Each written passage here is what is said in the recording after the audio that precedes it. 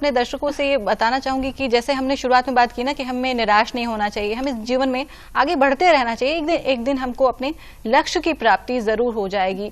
और ये जो पाने के लिए जरूरी है ना कि हमारा हेल्थ अच्छा हो, क्योंकि अगर हमारा हेल्थ अच्छा होता है ना तो हमें अंदर से एनर्जी मिलती है कि हम अपने काम को करते रहें। बिल्कुल सही बात तुमने कही। और पता है ये चीज की हेल्थ जो अच्छी, जैसे है कि हेल्थ सही है ठीक है, लेकिन उसका हमें ज्ञान होना जरूरी है। और जीवन में कहा जाता है ना कि सच्चे बुरे की जो समझ, सही गलत की जो समझ होती है वो हमें ज्ञान से मिलती है, और जो ज्ञान है वो हमें शिक्षा से मिलती है। हम जब शिक्षित होते हैं तो हमें सही गलत की समझ आती है। और जो ये शिक्षा है, जो ये ज्ञान है, शुरुआत में हमें अपने माता पिता से मिलती है, हमें अपने परिवार से मिलती है, और बाद में हमें अपने शिक्षकों से मिलती है। शिक्षक जो होते हैं हमें जीवन में सही दिशा निर्देश देते हैं। और वक्त हो चला है कि हम आपको ये बताएं कि आज हमारे कार्यक्रम में एक ऐसे अतिथि उपस्थित हैं जो न सिर्फ एक शिक्षक रहे, एक मार्गदर्शक रहे। उन्होंने बच्चों को शिक्षित किया, उन्हें जीवन में आगे बढ़ने की प्रेरणा दी, उनका मार्गदर्शन किया। बहुत बहुत स्वागत करना चाहूंगी श्री अभिमन्यु खां साहब का। अभिमन्यु जी, आपका बहुत बहुत स्वागत है हमारे कार्यक्रम में। बहुत बहुत स्वागत है आपका। और दर्शकों इनके बारे में बताना चाहूंगी कि इनके विषय में क्या कहूं, इनके व्यक्तित्व के इतने सारे आयाम हैं कि जो भी कहूं बहुत कम पड़ेगा। ये न सिर्फ एक शिक्षाविद हैं बल्कि एक विचारक भी हैं। राष्ट्रहित में इन्होंने कई ऐसे विचार जो हैं वो प्रतिपादित किए हैं। उसके साथ ही साथ ये रांची कॉलेज में लेक्चरर रह चुके हैं। उसके बाद ये नेतरहाट विद्यालय में शिक्षक के तौर पे इन्होंने काम किया और बच्चों को इन्होंने शिक्षित किया, उनका मार्गदर्शन किया। बहुत बहुत स्वागत है आपका हमारे कार्यक्रम में। धन्यवाद। बिल्कुल बड़ी चीज होती है जी शिक्षा में बच्चों को समझना, उनके टैलेंट को डिग आउट करना। सोना है कि चांदी है कि लोहा है, वो पड़ा हुआ है माइंड के अंदर। जब तक वहां है इट्स नॉट वेरी यूजफुल।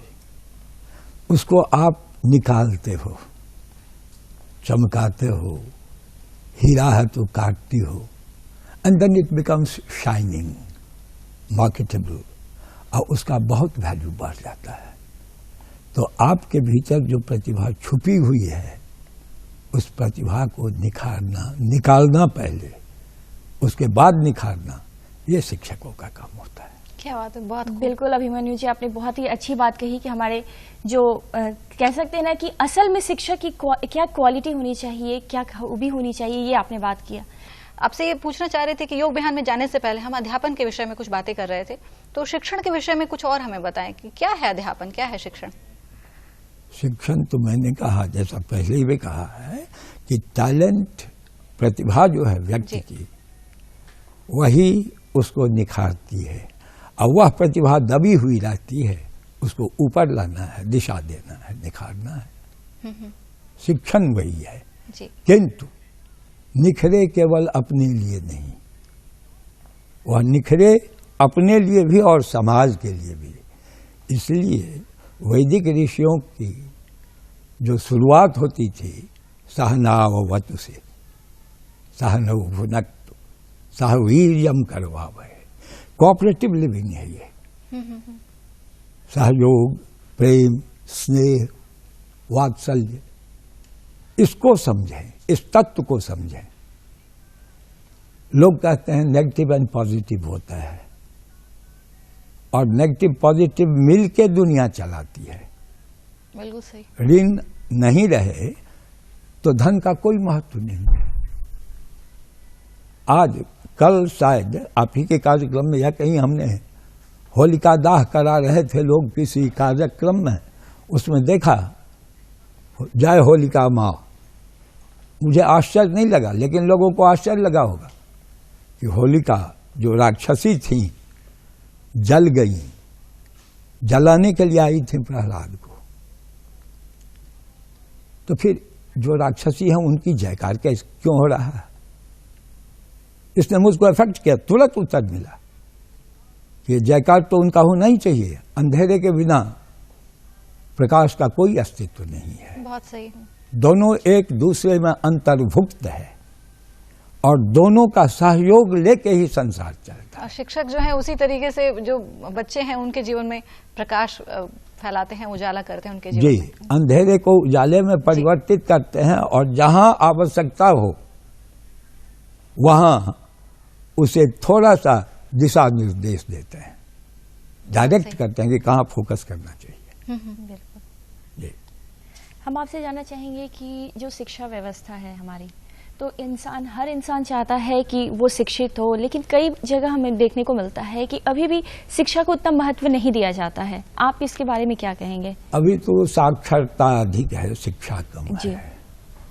अगर हमसे पूछेंगे तो आप MA कर लें, PhD कर लें, उससे कोई फर्क नहीं पड़ता, क्योंकि कबीर पर थीसिस लिख के कोई विद्वान तो हो सकता है,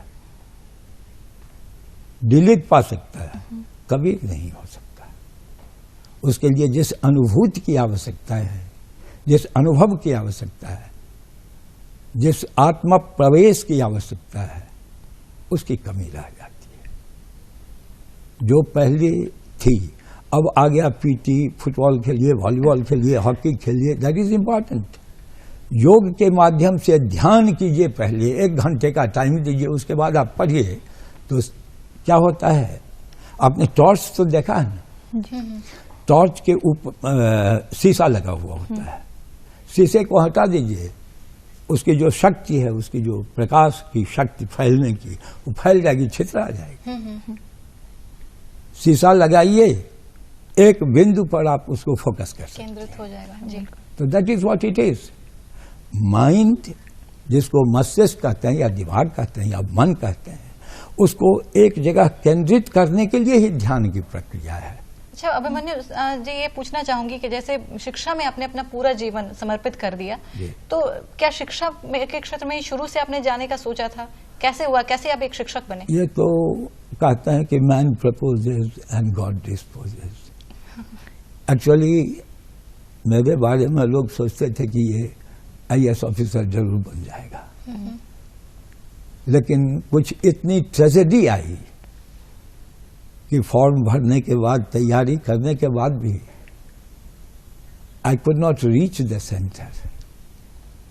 तो मैं अपने प्रथम पुत्र को कहता था कि बेटा मेरी ये अंतरात्मा की इच्छा थी, और हमारे क्षेत्र में डायरेक्ट कोई नहीं था।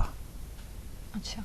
उस जिले से, मैथिल समाज से एक भी व्यक्ति नहीं था जो डायरेक्ट IAS था। तो थोड़ा सा प्रमोट किया, थोड़ा कुरेदा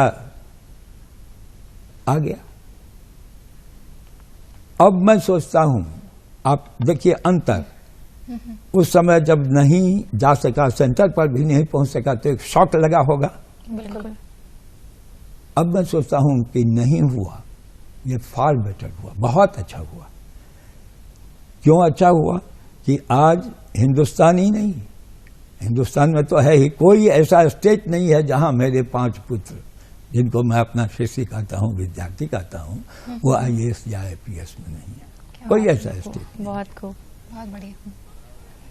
और संसार के हर कोने में डॉक्टर्स हैं, इंजीनियर्स हैं, ऑफिसर्स हैं, एम्बेसडर्स एम्बेसी में हैं, एम्बेसडर्स तो नहीं है एम्बेसी में, ऑफिसर्स। कहने का अर्थ है कि शिक्षक जो है इतने सारे लोगों को बनाते हैं, वो निर्माण करते हैं इतने सारे लोगों का, तो ये बहुत ही अपने आप में ही बहुत, और ये कहना भी एक प्राउड मोमेंट होता है। एक और भी बात है, जी। जो दुखद घटना है उसको आप क्षणिक काल के लिए दुखद या सुखद मानती हैं।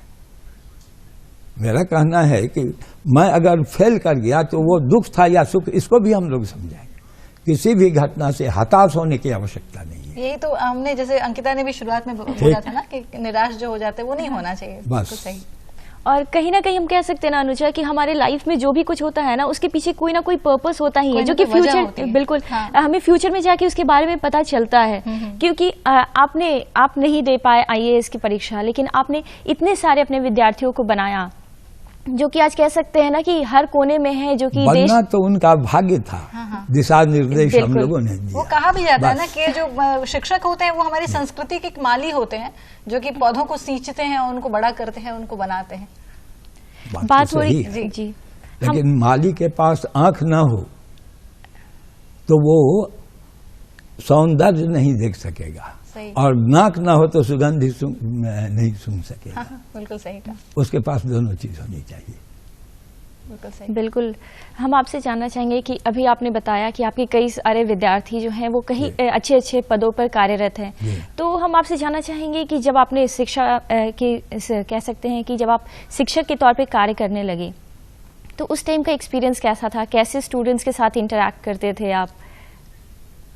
बड़ा मुश्किल सवाल है, क्योंकि जब मैं गया था तो जैसे मैं आपको बता दूं, कुछ जो हायर सेकेंडरी के फाइनल ईयर के लड़के थे, मैंने सितंबर में ज्वाइन किया, उनका टेस्ट एग्जामिनेशन था कुछ दिनों के बाद, और फिर उस क्लास को मुझसे तो कोई पाला नहीं पड़ता, न मुझे उनसे पाला पड़ता। तो कुछ लड़के एक पोएम लेके आ गए, जांचने के लिए हो सकता है कि कैसे शिक्षक हैं क्या हैं। वो पोएम था the years at the spring. वो 7 या 8 लाइन है उसमें। The years at the spring at morn, the morn at 7 and all the hill side is dew pearled. फिर दूसरा ब्राउनिंग का है, फिर पापा से एक ड्रामा उसी से है। The snail is on the thorn, the lark is a wing, God is in his heaven and all is right with the world. बड़ी छोटी कविता है। अब देखिए, उन लोगों ने पूछा कि शिवान जी एक बात इसमें मैं नहीं समझता हूं। मैंने कहा कि कहो। तो ये सारी चीजें जो हो तो प्रकृति का अर्ली मॉर्निंग का वर्णन है, इसमें ये क्यों कहा कि God is in his heaven? God कहां से आ गए? और लोग क्वेश्चंस भी उस तरह का नहीं पूछते थे कभी। प्रकृति का वर्णन किया है, ये किया है, वो किया है। तब मैंने उनको कनेक्शन बतलाया। मैंने कहा कि देखिए क्या है, the years at the spring, कौन सा सीजन है? स्प्रिंग सीजन, वसंत ऋतु। वसंत ऋतु में पृथ्वी जगती है, प्रकृति जग जाती है, जवान हो जाती है, खिल जाती है। The years at the spring at morn, और उसमें भी सुबह का समय है, जबकि हर जीव के जगने का समय है। द मॉर्न एट 7, हम लोगों के यहाँ जिसको ब्रह्म मुहूर्त कहते हैं, वो समय। तो ऐसे समय में जब प्रकृति जगती है, जीव जग जाते हैं, धरती जग जाती है, उर्वरा हो जाती है, ऐसे समय में the lark is a wing. आदमी जगता क्यों है? ड्यूटी करने के लिए, कर्तव्यशील होने के लिए। तो ऐसे समय में the lark is a wing, lark एक छोटी सी चिड़िया है जो गाती है बहुत बढ़िया, बुश में रहती है और छुपी रहती है।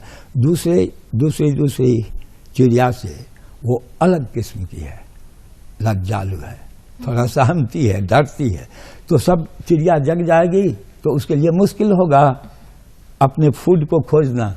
अच्छा। इसलिए वो अर्लीस्ट राइजिंग बर्ड है। The lark is a wing. पहले थोड़ा बहुत जो केला मकोड़ा उसको खा लिया। The snail is on the thorn, snail कहते हैं घोंघा को। वो थॉर्न पर इसलिए है कि थॉर्न उस समय में रात में शीत होता है या कुछ भी पानी का अंश रहता है जो चंद्रमा की रश्मियों में, उसके कारण कुछ गीलापन होता है, कुछ ढीला हो जाता है, कुछ कोमल हो जाता है। उसके दांत हमारे जैसे तो है नहीं, तो उसको खाने में सुविधा होगी। तो ईश्वर मानो whoever is the organizer, the director of the world, creation, जो कोई भी निर्देशक हैं इस नाटक के, वो सारी चीजों को देख रहे हैं कि छोटे छोटे जो जीव हैं वो भी कर्तव्यशील हो गए हैं, जग गए हैं, वहां से वॉच कर रहे हैं। इसलिए all is right with the world. जब छोटे जीव जग गए हैं तो सब जग ही जाएंगे। क्या बात है, बहुत बढ़िया, बहुत ही खूब। जिस तरीके से इन्होंने इसको एक्सप्लेन किया ना, क्या बढ़िया, मतलब मुझे तो मैं विजुअलाइज भी करने लगी थी जिस तरीके से खेत खलिहान है। In fact that is the purpose, लेकिन पर्पस तो वही है, उद्देश्य तो वही है। अच्छा, ये जानना चाहूंगी आपसे कि नेतरहाट विद्यालय में आप वर्षों से उससे जुड़े रहे, किस तरीके से? जैसे शुरू में आप रांची कॉलेज में लेक्चरर थे, तो नेतरहाट विद्यालय से कैसे जुड़ना हुआ आपका, इसके विषय में कुछ बताएं हमें। ये है तो बहुत लंबी कहानी, लेकिन मैं इतना ही कहूंगा कि ये उस आद्या माँ की कृपा है। 64 ईस्वी में एक लड़का नलिनी रंजन पांडे, जो अभी टिस्को में एक बहुत ऊंचे पद पर इंजीनियर हैं, वो आए हमसे पढ़ने को। मैंने देखा कि भाई ये लड़का, ये छात्र लिखता तो है BA पास कोर्स के लड़कों के बराबर अंग्रेजी, अच्छी अंग्रेजी लिखता है, फिर ये ट्यूशन क्यों पढ़ना चाहता था? ये कौन सा स्कूल है? तो जिज्ञासा अपने भीतर जगी। मैंने पूछा, उसने थोड़ा बहुत बतलाया। उसके बाद ईश्वर का कुछ ऐसा विधान हुआ जी कि 3 इंक्रीमेंट देके मुझे लेके कहिए मुझे जाना पड़ा विकास विद्यालय फॉर 1 ईयर 65 में। विकास विद्यालय पब्लिक स्कूल है, उसका एक्सपीरियंस तो होना जरूरी था नेतरहाट जाने के लिए। तो मैं वहां चला गया, 66 में वहां से चला आया, और 66 के अंत में जब वहां से आया तो मैं लाइब्रेरी गया। लाइब्रेरी से मैं तंत्र पर कोई पुस्तक चाहता था, तो मुझे जो पुस्तक मिली, शक्ति एंड शाक्त बाय सर जॉन वुडरॉफ, जो तंत्र के सबसे बड़े विद्वान और साधक माने जाते थे। एक्चुअली उनको उनके स्तर का एक ही आदमी माना गया, पंडित गोपीनाथ कविराज। उस किताब की भूमिका में उन्होंने लिखा था, नेतरहाट 6 फरवरी 1918 वसंत पंचमी। अच्छा। मुझे लगा कि ये लड़का कहता कि ये जंगल है, अभी भी बहुत जंगल है, यहाँ से 153 किलोमीटर दूर है। तो 1918 में सर जॉन वुडरॉफ जैसे आदमी वहां थे, तो ये अवश्य ही साधना का स्थल है जी। इतना पुराना ये है। अच्छा, उस समय जिस समय आपने इसको ज्वाइन किया था नेतरहाट विद्यालय को, हमने काफी नाम सुना है ना अंकिता नेतरहाट विद्यालय का, और वहाँ की जो एजुकेशन सिस्टम है उसके बारे में भी लोगों ने बहुत कुछ जाना है और बहुत कुछ आपसे जानना भी चाहेंगे। हाँ। सर, हम आपसे अभी बातें कर रहे थे नेतरहाट में आपके एक्सपीरियंस के बारे में, प्लीज हमारे दर्शकों को बताएं। तो वहां जो मैं गया, मुझे लगा कि थोड़ा सा चेंज होना चाहिए सिस्टम में, अप्रोच। इसलिए मैं जब होम टास्क देता था, जिसको लोग होम टास्क देते हैं कि इतना सवाल बना दो कि ये क्वेश्चंस करके आओ, उसको मैंने बदल दिया, 1/4 से भी कम कर दिया, और उसमें टास्क दे दिया कि जब घर जाओगे तो कई गैर मजरूआ जमीन है, उस पर तालाब होते हैं, कहीं कुछ होता है, उस जगह कुछ पेड़ लगा दो, कुछ मत्स्य पालन करो, और उसके लाभ को पूरे गांव को बांट दो। क्या बात है।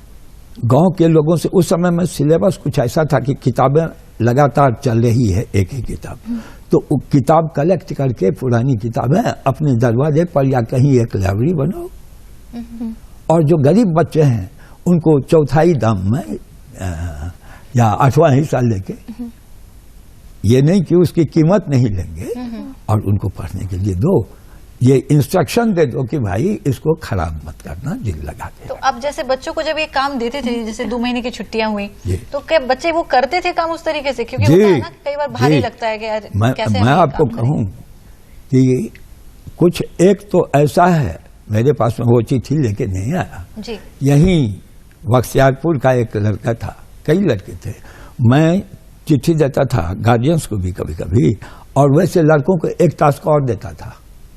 किसी के पिता सिगरेट पीते थे, किसी के चाय पीते थे, किसी के शराब पीते थे, तो मैंने एक टास्क फर्स्ट ईयर के लड़कों को कि देखो तुम लोग आए होगे स्कूल में, तो काफी खुशी हुई होगी लोगों को, तो जी, तो हमने कहा कि ठीक है, जब घर जाओगे तो सबसे मिलो, खूब मिलो, अंत में आते समय कहो कि चाचा जी की, पिताजी की, बाबा जी, आप लोगों के आशीर्वाद से मैं वहां पहुंच तो गया, मगर आप लोगों का कुछ अधिक आशीर्वाद चाहिए। क्या चाहिए? तो मैं आपसे कुछ मांगता हूं। कहेंगे कि मांगो, तो नहीं, पहले कह दीजिए कि आप देंगे, ये मत समझिए कि मैं आपका धन मांग लूंगा, लेकिन आप कह दीजिए। वचन ले लिया, तब कहा कि आप शराब छोड़ दीजिए। मतलब बुरी आदतों को वो छोड़ने के लिए कहते थे। क्या बात है। जो सिगरेट पीता है उनको कहेंगे कि आप सिगरेट अगर 4 डिब्बा पीते हैं तो 3 मुझको दे दीजिए। अच्छा, एक बात मैं यहाँ पे मेरे मन में ये विचार आ रहा था अंकिता, कि जैसे टीचर्स होते हैं ना, वो ठीक है एजुकेट तो करते ही हैं, अच्छी चीजें भी उनके अंदर इनकलकेट करते हैं, लेकिन जो शिक्षा है वो हमारे घर से शुरू होती है, हमारे माता पिता। तो बच्चों को किस तरह से शिक्षा दी जानी चाहिए? घर से उनकी शिक्षा शुरू जो होती है, किस तरीके से बच्चों को शिक्षित किया जाना चाहिए? आप माँ हो जाएंगी तो स्वयं समझ जाएंगी, because it depends on the mothers. माँ से बड़ी शिक्षिका नहीं होती। मैं अपने जीवन की एक छोटी सी घटना कहता हूँ जो दुखद भी है और मेरे लिए तो बहुत सुखद है। एक पर्व का दिन होता है, पार्वन हम लोग उसको कहते हैं, पितृपक्ष का। उसमें मैं अपने बहनोई को जो गांव में ही हैं उनको निमंत्रित करने गया था भोजन पर, और खाना तो बनेगा कुछ। बगल में एक आदमी की जमीन थी, घर था, घर के पीछे में कुछ कद्दू की लताएं थी, लतर, उसमें कद्दू लगे हुए थे। मैं अपनी कहानी कह रहा हूं जी। बहुत कद्दू लगे हुए थे और अच्छे अच्छे थे। मैंने एक तोड़ के वहीं रख दिया, हिम्मत नहीं हुई कि ले आऊं। अच्छा। और आके माँ से मैंने कहा कि माँ आज तो तरुआ वगैरह बनेगा। तो हाँ, ऐसे ऐसे कद्दू है। वहाँ बेटा ये काम कभी मत करना। और तब पिताजी का डर होता था, उनसे आग्रह किया कि आप उनसे नहीं कीजिएगा, मैं कान पकड़ता हूं। तो माँ पर निर्भर है एक्चुअली। उसके बाद का काम शिक्षकों का है, माँ पर भी नहीं, पिता पर भी निर्भर है। क्योंकि संस्कार के निर्माण में हम लोगों के यहाँ ये समाज शास्त्र हो गया है ना, समाज शास्त्र में जो असली चीजें हैं उनकी उपेक्षा हो गई, और जो नकली चीजें हैं उसकी ओर हमारा ध्यान गया। संस्कार निर्माण गर्भाधान से शुरू होता है और मृत्यु तक जाता है, इसलिए उसको संस्कार कहते हैं। यज्ञोपवीत या मुंडन वगैरह संस्कार। जैसे बच्चों को थोड़ी बहुत चीजें भी बताते हैं ना। बिल्कुल, हाँ। हम बात नहीं करते हैं कि अभी सिलेबस में मोरल एजुकेशन शामिल होना चाहिए, वैल्यू एजुकेशन पे स्ट्रेस देना चाहिए, लेकिन असल में जो होता है ना, ये सब घर से ही शुरुआत होनी चाहिए। बिल्कुल। और एक चीज यहाँ पे ये मॉरल एजुकेशन की बात नहीं है, क्योंकि मॉरल एजुकेशन, जैसे मैं आपको कहूँ, मैं किसी को कहूँ कि पान मत खाओ, उसके पहले मैं एक्सप्लेन कर देता हूं कि पान बेटा ये डॉक्टर का दिया हुआ है। 57 में मैं बीमार पड़ा, और बीमार पड़ा, टाइफाइड हुआ, तो एक आध दाना गम्स पर कहीं न कहीं एक घाव जैसा कोई एक चलाया। डॉक्टर ने रिकमेंड किया कि पान ज्यादा खाइए वरना कठिनाई होगी। तो इसलिए इसको माफ करना, मैं त्यागता नहीं हूं, मगर तुमको कहूंगा कि ये कोई भी आदत बुरी होती है, ये कष्टकर होता है। लेकिन जैसे एक है ना कि फॉर्मल एक एजुकेशन जो बच्चों की शुरू होती है जब वो छोटे छोटे होते हैं, आजकल जैसे छोटे छोटे बच्चों को प्ले स्कूल्स में डाल देते हैं ना, लेकिन मुझे लगता है कि घर में कुछ चीजें बच्चों को सिखाई जानी चाहिए ना, माँ बाप उनको सिखाएं कुछ बातें। वही कैसे इम्पोर्टेंट है, जैसे शुरू में होता था पहले। इम्पोर्टेंट वही है जी। आपको याद होगा हिस्ट्री ऑफ एजुकेशन अगर कोई पढ़े तो स्पार्टन वुमन जो मानी जाती थी, स्पार्टा की जी जी। एक छोटा सा राज्य था, द्वीप जैसा था जी, स्पार्टन। उन्हीं के पास उनके बच्चे रहते थे 7 वर्ष तक। And it was their duty to train them in the art of fighting, कि कैसे अपने देश की रक्षा करेंगे। अभी तो देश चूल्हे में चला गया है, पार्टी महत्वपूर्ण है। दल की रक्षा कैसे की जाए, देश डूब जाए तो डूब जाए, माफ कीजिएगा, मैंने थोड़ा सा काम मैं अलग हो जाता हूं। हर आदमी के मन में वही था। हम लोगों के यहाँ जो आशीर्वाद का भी मंत्र है, वह भी राज्याभिषेक के समय हो कि विवाह के समय हो, वह भी राष्ट्र संवर्धन के लिए ही है। मतलब जो शिक्षा है वो घर से शुरू होती है। बिल्कुल। और लेकिन ये कहीं ना कहीं कह सकते हैं कि ये कमी इसलिए आ रही है क्योंकि माता पिता दोनों ही वर्किंग होते हैं, तो वो अपने बच्चे को उतना समय नहीं दे पाते हैं कि वो बेसिक चीजें जो होती हैं, जो कल्चर होता है, वो सिखा सके। और मैं एक कहानी कह देता हूं, छोटी सी अलग।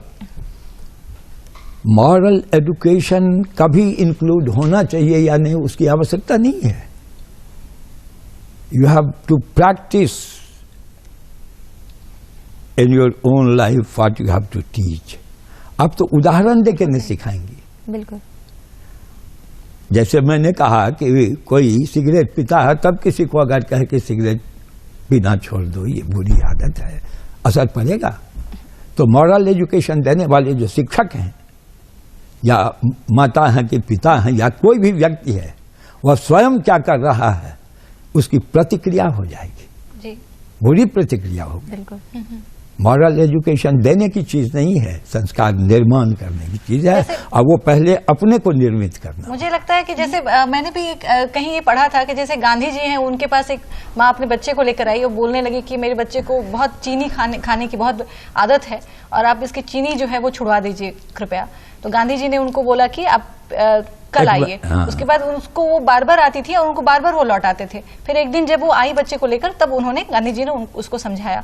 तो उन महिला ने उनसे पूछा कि आपने मुझे इतनी बार लौटाया क्यों नहीं पहले दिन ही बच्चे को समझा दिया. तो उन्होंने बोला कि दरअसल मुझे भी चीनी खाने की बहुत आदत थी, तो जब तक मैं ये खुद आदत नहीं छोड़ूंगा मैं उसको कैसे ये बोल सकता हूँ. तो इसलिए खुद पहले अपने जीवन में उस चीज को उतारना चाहिए, तभी हम दूसरों को शिक्षा दे सकते हैं. बिल्कुल अनुजा, आज तो क्या बात है, आज से तुम एकदम एक शिक्षक की भूमिका में नजर आ रही है हमारे दर्शकों को. आज बहुत कुछ जानने को तुमसे मिल रहा है. मैं एक घटना और कहता हूँ. ये 76 की घटना है, 76. त्रिपाठी जी, डॉक्टर रामदेव त्रिपाठी हमारे प्राचार्य हुआ करते थे.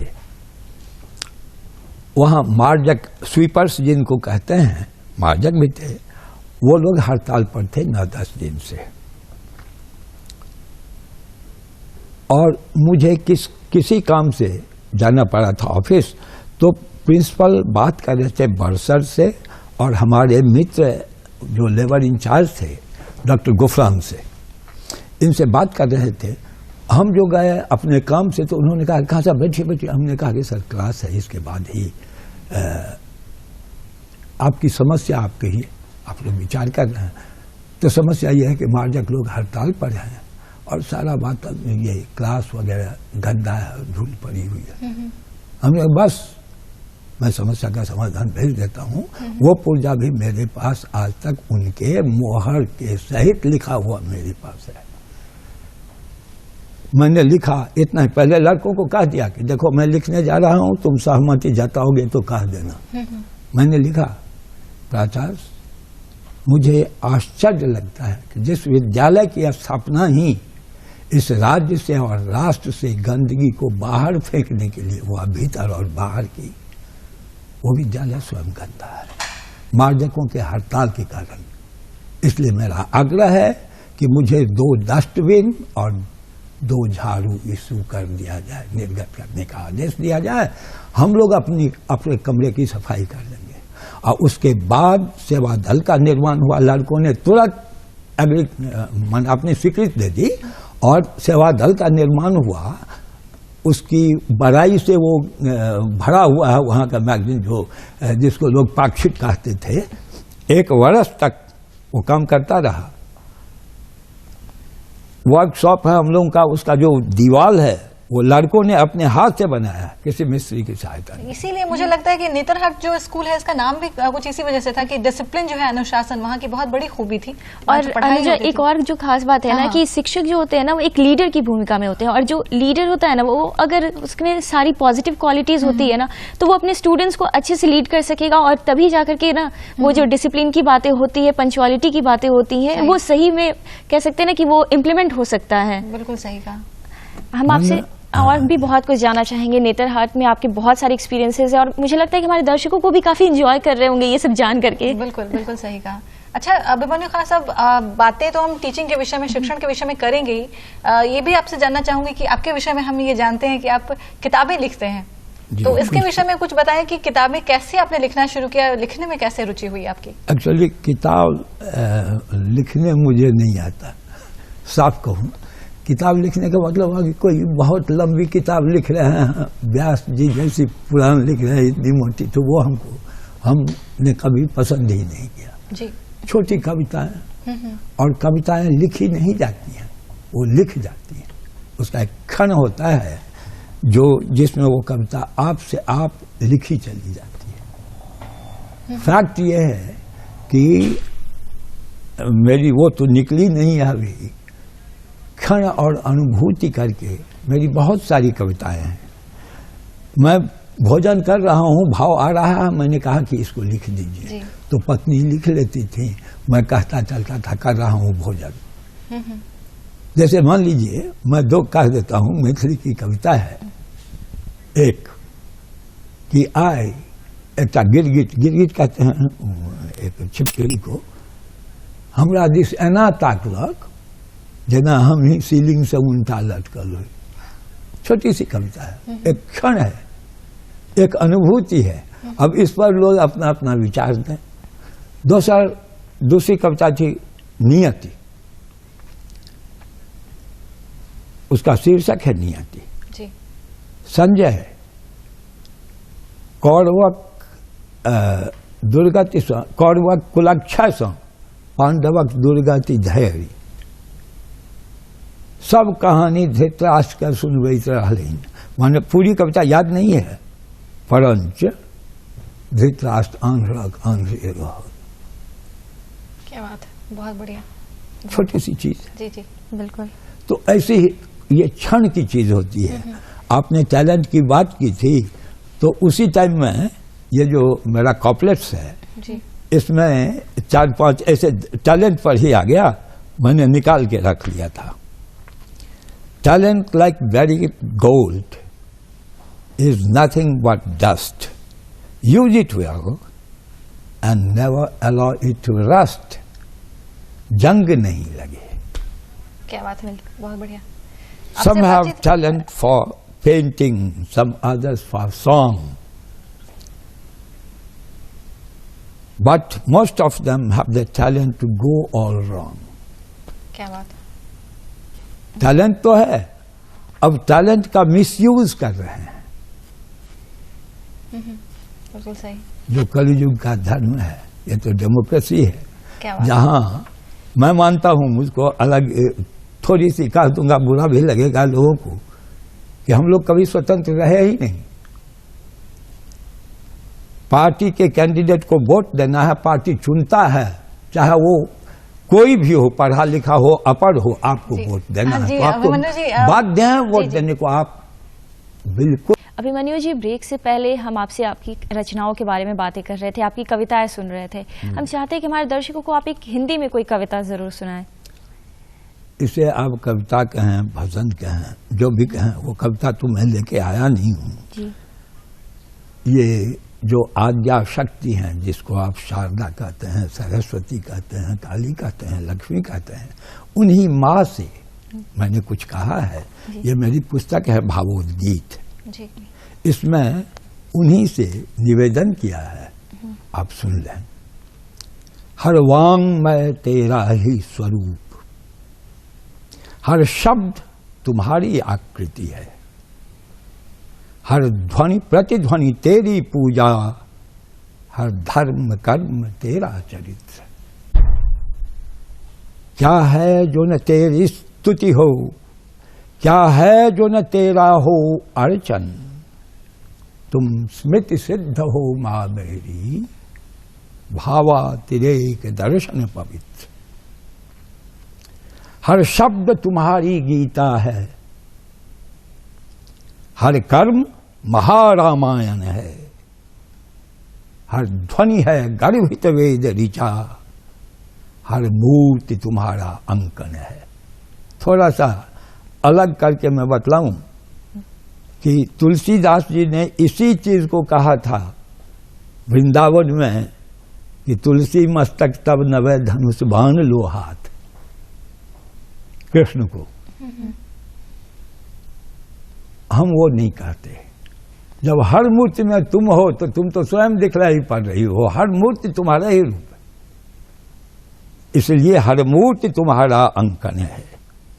हर शक्ति तुम्ही, हर व्यक्ति तुम्ही, हनुमत प्रहलाद की भक्ति तुम्ही, तुम नारद शारद की वीणा, पर अपर प्रकृति में व्यक्ति तुम्ही, और अंत में है संपूर्ण सृष्टि तेरी लीला। ब्रह्मांड सकल क्रीड़ांगन है। किंगशुक के मेरा उपनाम है किंगशुक। किंगशुक के जीवन का पल क्षण, हर सांस है तेरा ही सुमिरन। क्या बात है, बहुत बढ़िया, बहुत खूब। और ये अनुजा कह सकते हैं ना कि हर कविता जो है अभिमन्यु जी की ना, सब में अलग अलग तरीके से मैसेज है। ये नहीं कि सिर्फ एक ही किसी थीम पे बेस्ड है। मतलब हो सकता है ना कि सही में जो कहते हैं ना कि कविताएं जो होती हैं वो कहते हैं पर्सनल एक्सपीरियंस की वजह से आती है, और ऐसा कुछ हमें देखने को भी मिल रहा है। अभिमन्यु जी, हम आपसे और भी जानना चाहेंगे कि आपका जो पूरा समय है ये शिक्षा के कार्य में ही लगा। आपने अपने स्टूडेंट्स को बहुत कुछ पढ़ाया, बहुत ही ज्ञान दी। अब आप फुर्सत के पलों में क्या करते हैं? फुर्सत के पलों में तो मैं यही भजन लिखता हूँ और गाता हूँ, कभी ताश खेलता हूँ, कुछ ध्यान बाका कर लेता हूँ, कुछ सामाजिक कार्य भी करता हूँ। जब लोग कहते हैं तो वहाँ भी जाता हूँ, या अपने मन से भी करता हूँ। अच्छा अभिमन्यु जी, आपसे जानना चाहेंगे कि आज हमारे कार्यक्रम में आ पाए, हमारे दर्शकों के लिए कुछ कहना चाहेंगे? उनको कोई संदेश, माता पिता हैं, शिक्षक हैं, उनके लिए? बस एक बात, अपने को पहचानिए, अपने गुणों को निखारिए और उसे समाज को अर्पित कीजिए। बस अपने लिए हर व्यक्ति जीता है और नहीं तो कोई नहीं जीता। आप सोच लीजिए, कोई आदमी करोड़ों रुपए का महल बना के छोड़ के चला जाता है। एक कहानी है इस पर कि एक फकीर एक राजा के दरबार में गया, और राजा दरबार में घुस रहा तो दरबार ने रोका कि भाई आप यहाँ कहाँ घुस रहे हो? राजा की मृत्यु हो गई थी और यंग राजकुमार ही राजा हुए थे और ज्ञानी थे। वो वहीं बगल में ही बैठे हुए थे, कहीं सुन रहे थे। उन्होंने पूछ दिया कि साहब क्या हुआ? तो कहा कि आप जो इसमें घुस रहे हैं, ये दरबार ने कहा, कैसे घुस रहे हैं? ये तो राजमहल है। अभिमन्यु जी, इतनी सारी अच्छी अच्छी बातें, मतलब मुझे लग रहा है अंकिता की इतनी सारी अच्छी बातें हुई है कि क्या कहें, लेकिन हमारे पास समय की इतनी कमी है ना कि हम समय सीमा से हम बंधे हुए हैं। लेकिन बहुत बहुत शुक्रिया आपका, हमारे कार्यक्रम में आए, इतनी सारी अच्छी बातें की आपने, बहुत अच्छा लगा हमें। और उम्मीद है कि हमारे दर्शकों को भी आज का जो हमारे एपिसोड है, हमारे जो मेहमान है वो बहुत अच्छे लगे होंगे। बिल्कुल, कह सकते हैं कि आज हमारा जो कार्यक्रम है, जो हम बातें करते हैं, कि हमारा जो कार्यक्रम है वो एंटरटेनमेंट के साथ इन्फॉर्मेशन भी देगा, आपको बहुत कुछ जानने के लिए मिलेगा। और ऐसा हुआ, असल मायने में हुआ, क्योंकि हमारे जो अतिथि थे उनकी हर एक्सपीरियंसेस से हमें बहुत कुछ जानने को मिला। फिलहाल कार्यक्रम को आगे बढ़ाते हैं और आपको दिखाते हैं आज की डॉक्यूमेंट्री।